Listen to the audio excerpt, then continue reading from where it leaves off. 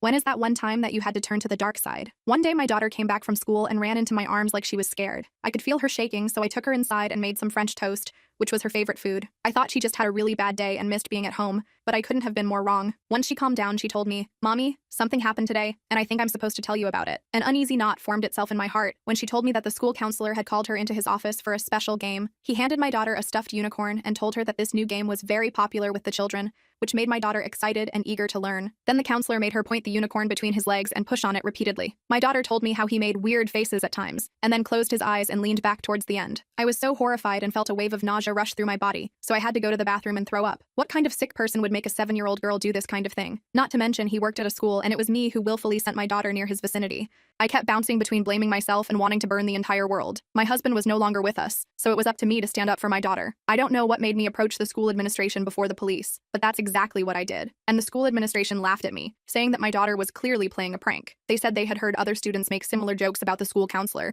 and said that parents should teach their kids not to lie. By the time I made it to the police station, the school had already called them and explained the situation. They thought I was a crazy mother who was trying to give merit to my daughter's filthy lie. I had looked straight into my daughter's eyes when she told me this story, so I knew she was telling the truth. But no one wanted to believe me, and I felt like I was in a nightmare. This is when I remembered something important and ran back home to open my jewelry safe. Inside, there was a note that I hadn't looked at for a long time. You see, although I was currently a doctor, I had been a very inexperienced nurse at one point. And one time, a very stern-looking man with a lot of face tattoos walked into our hospital with a bullet wound. No other nurse wanted to treat him since he looked so scary, so they sent me. I convinced myself that everyone deserves treatment and cleaned his wounds with the utmost concentration. I even engaged him in conversation and joked about how he should stay away from bullets in the future. When it was all over, the guy thanked me and handed me a note with his phone number on it. He said, "If you ever need someone taken care of, I won't ask for any payment." I typed in that phone number, and to my surprise, it actually connected. I told him who I was, and he said, "I remember you. What's the guy's name?" I told him everything, and I said that even though the guy was a school counselor, I wanted him to experience the full consequences of his actions. I never paused to consider that I was borrowing help from someone who dealt in lives. I just wanted some justice after watching my daughter hide under the bed. 2 days later, they found the counselor's body under a bridge, along with a folder that contained proof of his several atrocities. The school was forced to apologize and send all the victims a huge check as an apology. But to me, the letter which said, "It's over," was far more important.